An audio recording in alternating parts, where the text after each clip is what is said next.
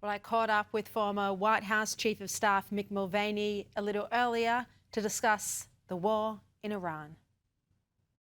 Mick Mulvaney, thank you very much for your time.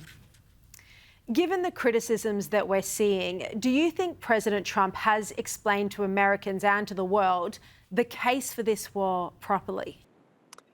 I think he has, but he's actually done probably too much. He gave an interview that I thought was much better, where he focused on the desire to make sure that Iran never has a nuclear weapon at any reasonable time in the future. No nuclear weapons, no means to deliver that.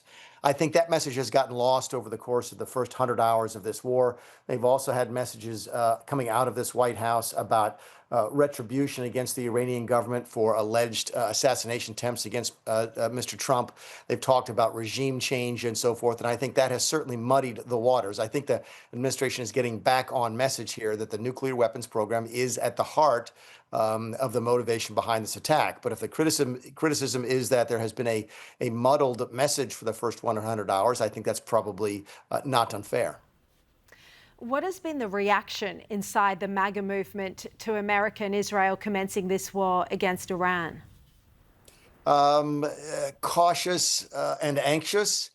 Keep in mind the base of the Republican Party is very closely tied to Donald Trump.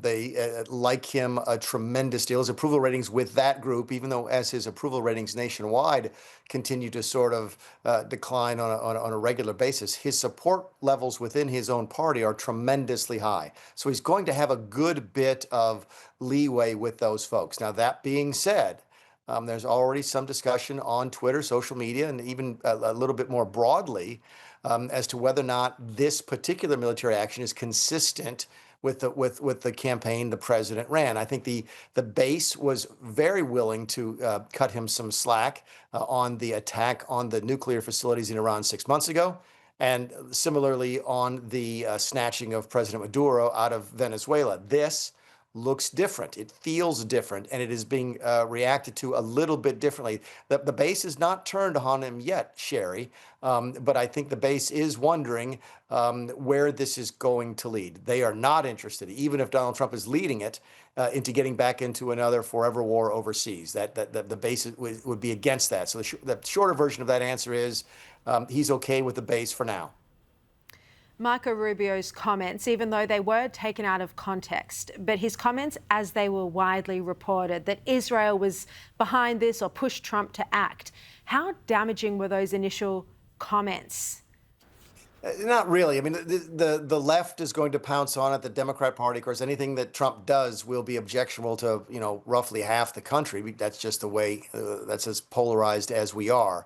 But in the longer game, I don't think those comments are particularly worrisome to the administration. Keep in mind, the president gave an interview and said explicitly that any interpretation that Israel somehow dragged us into this or pushed us into this is false. I know the president fairly well. I know the American government a good bit. That's not how we work. We don't let other countries sort of drag us into war. And what Trump said was that, if anything, he had sort of dragged Israel into the war. That's much more consistent with the Donald Trump that I know. Ayatollah Ali Khamenei's son has now been elected as the new supreme leader. He is considered just as hardline. We're yet to see whether he'll be targeted in the coming weeks. It's likely he will be.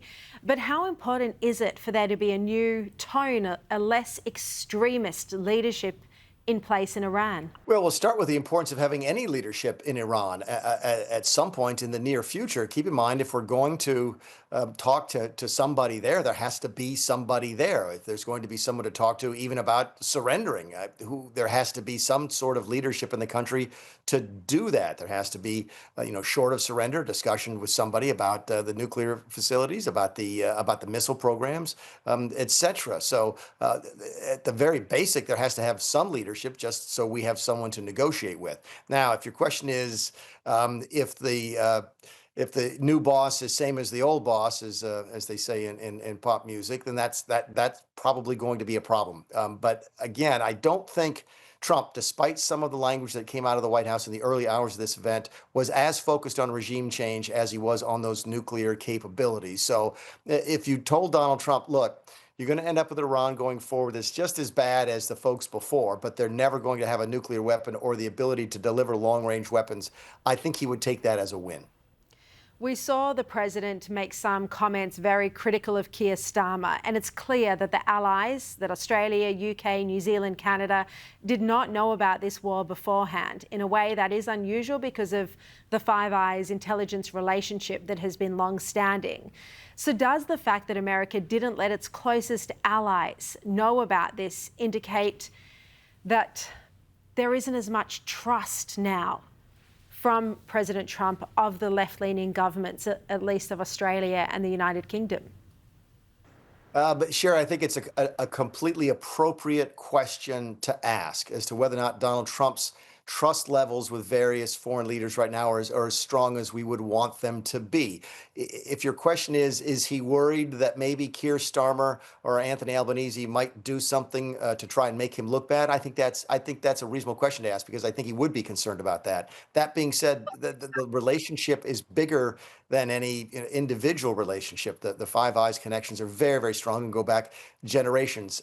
Having been in the White House, having been not obviously in these exact circumstances, but something similar, I can tell you this, that if we had made the decision not to share the highest level of information with the Five Eyes, there'd be a reason for that.